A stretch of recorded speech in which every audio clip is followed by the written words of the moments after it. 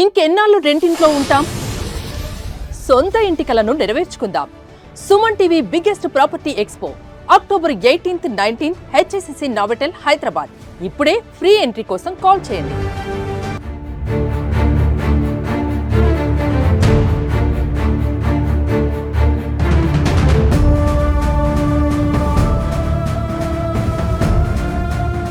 కారణం ఒక మంచి మర్డర్ కేసు ఛేదించడం జరిగింది.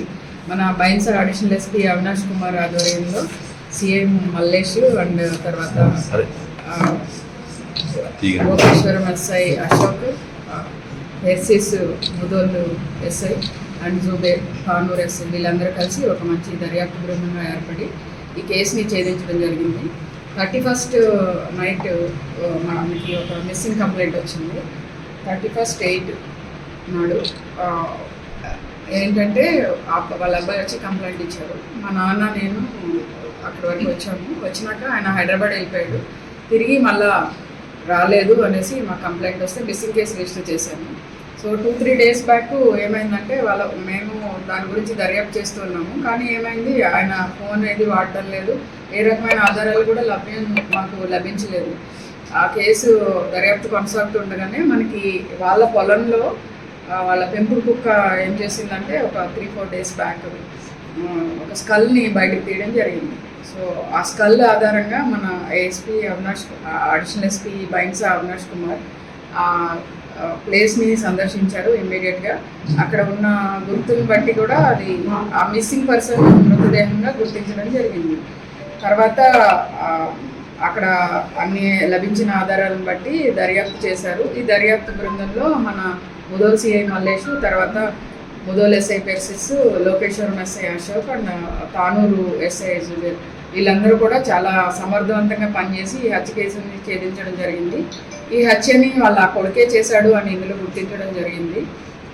దేనికి కారణం ఏంటంటే వాళ్ళ నాన్న ఎక్కువగా అబ్బాయిని తిడుతూ ఉండేవాడు.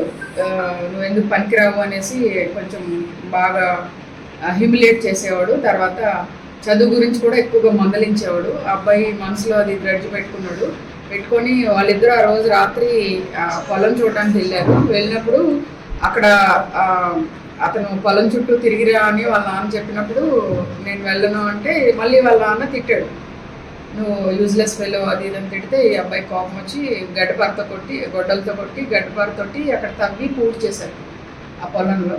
సో మన దర్యాప్తు బృందం అంతా కూడా చాలా చక్కగా ఎఫిషియెంట్గా చేసి అన్ని ఆధారాలు కూడా వీళ్ళు స్వాధీనం చేసుకోవడం జరిగింది.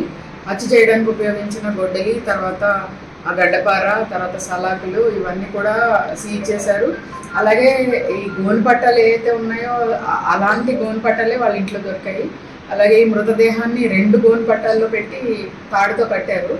ఆ తాడు కూడా మనకి అక్కడ సీజ్ చేశారు. తర్వాత ఆ సేమ్ తాడు, కట్ చేసిన తాడు మనకి ఎవరైతే చనిపోయినారో వాళ్ళ ఇంట్లో కూడా దొరకడం జరిగింది. ఈ కేసుని చాలా చక్కగా దర్యాప్తు చేసినందుకు మన additional SP Avinash Kumar and వాళ్ళ టీంని నేను ప్రత్యేకంగా అభినందిస్తున్నాను.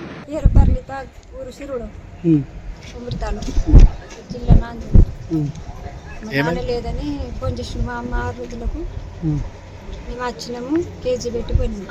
ఎన్ని రోజులు మీకు ఫోన్ చేసి? మాకు 6 రోజులు చేసిండు. మాకు ఇలా నెల మీదకి అయిపోయింది. ఇంత తెలుసు సార్, మాకు వేరేదేం తెలియదు. మాకేం గుర్తులేదు. అది మీకు ఇప్పుడు ఇట్లా జరిగింది మీకు ఎప్పుడు తెలిసింది? 6 రోజులకి నేను సోయల్ తీసుకొచ్చినాము. 4 గంటలకు చెప్పింది. సోయల్ పోయేటప్పుడు కూడా మీ నాన్న కన్ఫర్మ్ అయిందా? అంటే మీకు గుర్తుపట్టిందా? మెడలో మాలు ఉన్నది కదా, నరేంద్ర స్వామి మాలు ఉన్నది, కన్ఫర్మ్ అయిపోయింది అన్న. కానీ ఇంకా చెప్తున్నారు కదా